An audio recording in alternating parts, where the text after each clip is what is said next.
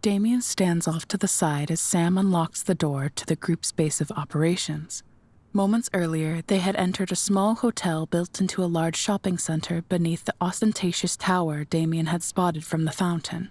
Along the way, Lauren had explained that the group had taken up residence in the penthouse suite several months earlier thanks to a deal brokered by their local leader.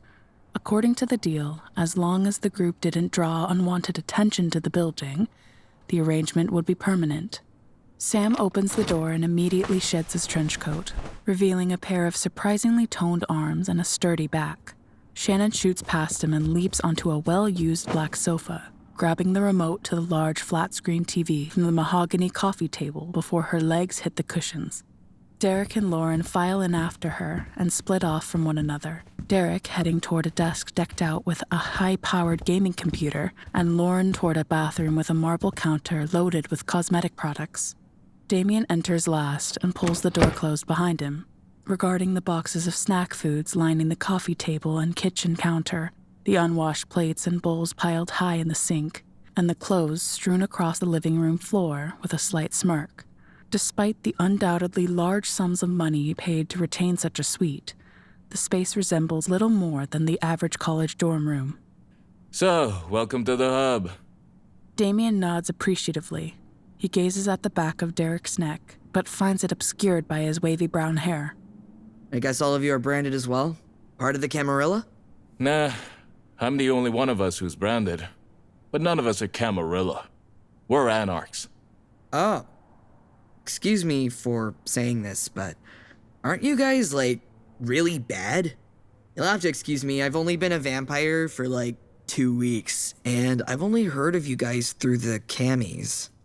Sam chuckles and shrugs nonchalantly, leading Damian toward a pair of purple beanbags in the far corner of the room. Others would kill you for such an insult, but I understand. You're new. We aren't the bad guys. We're just more progressive than the camis. We believe in liberty and the possibility that humans and vampires can live in harmony. We're also not a bunch of little wimps who are restricted by their elders' wishes.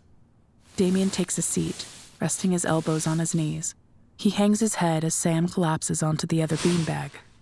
So, you're free? Kind of. We're still in a sect, of course, so we're still working with the other anarchs and shit. But it's pretty chill. Far better than the camis. Have I mentioned how much the camis suck yet? So you can just do whatever you want? Do you guys even care about the Masquerade? Of course we do, man. We don't want to get wiped out after all. He eyes Damian curiously. I gotta ask, you're branded, yet you're running around without a sire? And while we're at it, I've never seen you here before. So, where are you from? And who are you working with? Damian's blood runs cold. He glances toward Shannon, noticing the subtle rotation of her head toward the pair. He slowly reaches for his waistband, cursing himself as his hand meets air. His katana, his lifeline. He had left it in the car. The very car he hadn't driven here because of Sam himself. You fucking idiot. One wrong word and you're a fucking dead man. I'm not really with any sect right now. I just survived an assassination attempt by the Sabbat in Berlin. They were hunting my sire. Yo, that sucks. But why do you stay with your sire? They're the one getting hunted, so why don't you just get away from them? Damian falls silent, the incident replaying in his mind for the millionth time. The blood, the gore, the grin on Vivian's face as she rejoiced at the horror on his. The way she ditched him the first chance she got the next day, leaving him all alone in a new city with no powers and next to no knowledge of this dangerous new world or training of any kind whatsoever. Even with his limited experience, he could reasonably guess that none of that was remotely becoming of his sire. But still. I owe her my life. Without her, I would have gotten a lot more punishment than just my branding. You know? Let me guess. You're embraced, your actual sire just fucked off, and the sheriff found you and brought you before the prince. Damian remains silent as Sam leans forward. Then what happened? Well, the Berlin prince was actually awfully nice to me. He spoke to my current sire about, siring me, and while I don't know the details, they somehow came to an agreement that she would sire me.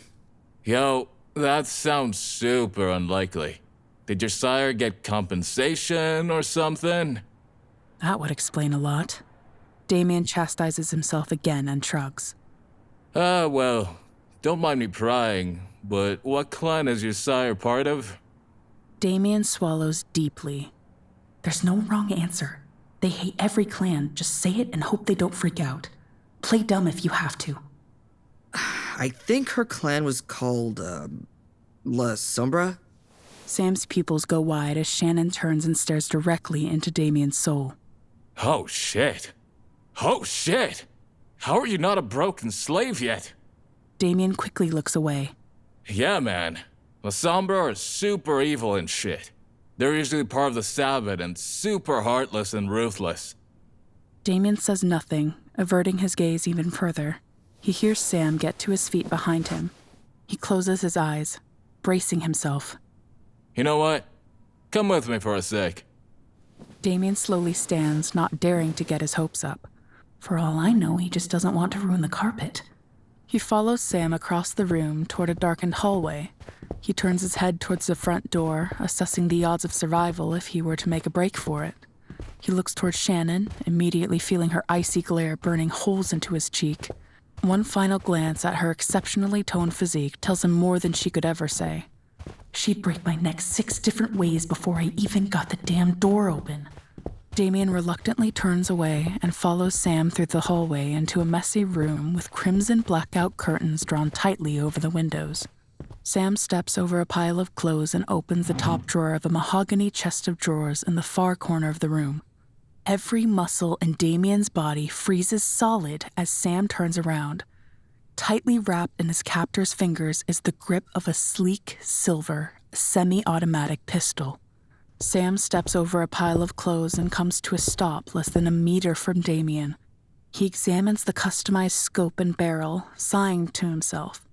In one swift motion, he flips the pistol around and holds it out to Damian, grip first. We Thin Bloods gotta stick together, so if your sire ever becomes too much, this should help. Damian glances between the pistol and Sam, his mind racing 1,000,000 kilometers a minute. Sam smirks and nods as if to say, go on. Damian slowly coils his fingers around the grip and takes the pistol, catching a glimpse of the words CZ Shadow written in white. He ensures the safety switch is flipped off as Sam retrieves 2 additional magazines and an ankle holster from the drawer. Damian stuffs the pistol and equipment into the pockets of his jacket. Thanks. I owe you one. Nah, don't worry. First one's free, dude. Now then, you might want to head back.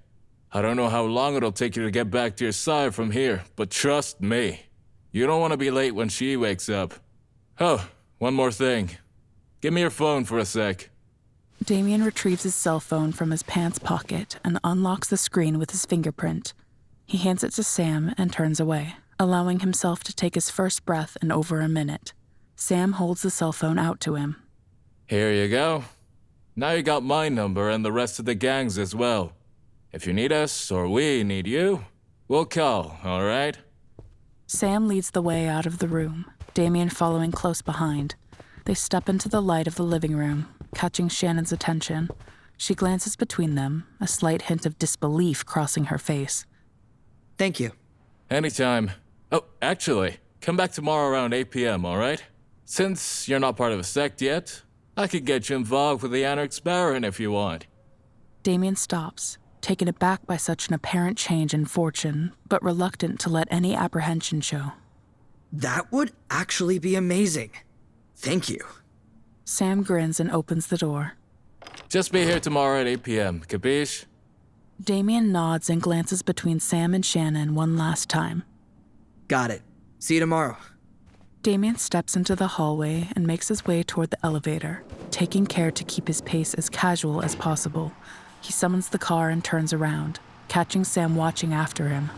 He nods and gives a nervous wave as the elevator's doors slide open. He enters the car, relieved to find it unoccupied. He clicks the button for the lobby and leans against the railing, releasing an explosive sigh of relief as the doors click shut. He slumps to the ground and draws his knees to his head as the car slides down the shaft.